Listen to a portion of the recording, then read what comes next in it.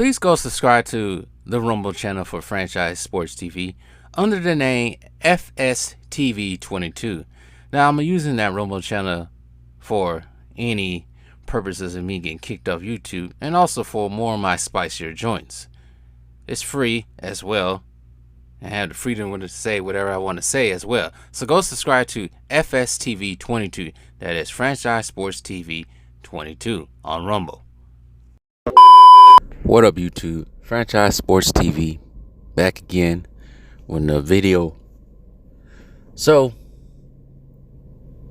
for the past, what has it been, like 2-3 weeks now that I've been doing videos on the Bucks of the old. Well, I kind of did a video on the modern day Bucks, but the Bucks from the 70s, mostly during their championship runs.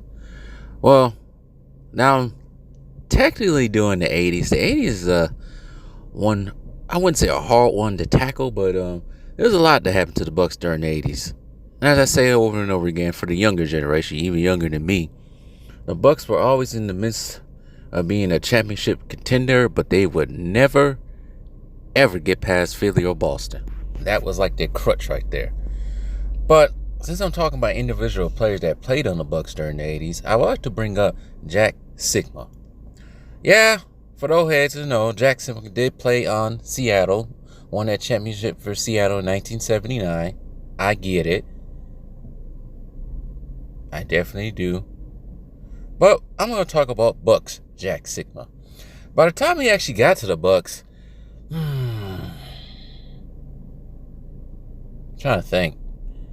I guess you could say he was sort of out of his prime by then, but still a good player. I think he did most of his damage in the NBA when he was on Seattle from 77 to 86. But he came kind of towards the end of the 80s for the Bucks. I think he was, I don't forget, was he traded? He was traded from Seattle because he wanted to get the hell up out of there after he missed the playoffs twice. And he was traded in 86 for all-time listener and the first-round draft pick for the Bucks. And the Bucks thought he'll be that piece that would get them over the hump. You got to think Jack Sikma was probably one of the premier centers of the 70s and going into the 80s. He was probably the prototype for what you see now for most big men. He was Dirk, let's say, almost Dirk before Dirk even came in, because he would shoot that 9-footer. He had they call it the Sikma move. Back towards the basket, turn around high to shoot the ball high up, and he would hit that motherfucker every time. But by the time he got to the Bucks, I think, how old was he? I don't know. I'm not going to look at how old he was. But he got them to the playoffs, and it was something that the Bucks didn't have too much during their playoff runs earlier in the 80s. They didn't really have a dominant center that can score and also play defense. But once again, even with Jack Sikma, they couldn't even get into the finals once again. He did play 5 seasons, 392 games with the Bucks, averaging 13.4, 7.9 rebounds, and 2 assists. He also shot 45% from the floor, 88% from the line.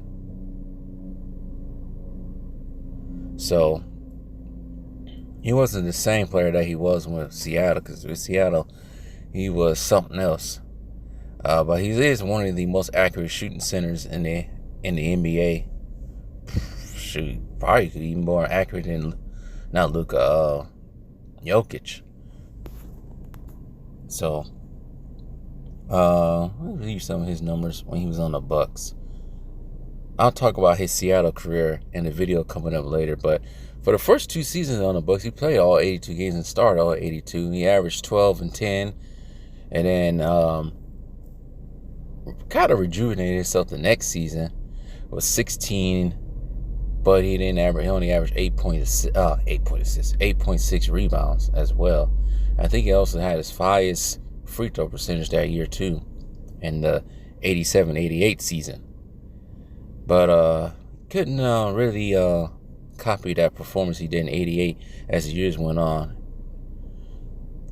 He ended up retiring from the NBA on the Bucks after playing 77 games, only started 44 in the 90-91 season, averaging 10 and 5. But that's pretty much his whole stats. When he averaged 13.9, he's second to last year in the league for playoffs, and '87 averaging 16, 10, and the next season 19 and 12.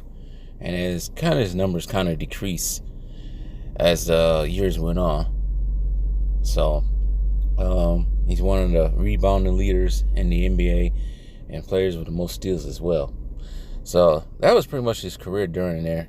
They just couldn't get past, I think his first year they played, correct me if I'm wrong, Boston, of course. They lost 3-4 in the semifinals.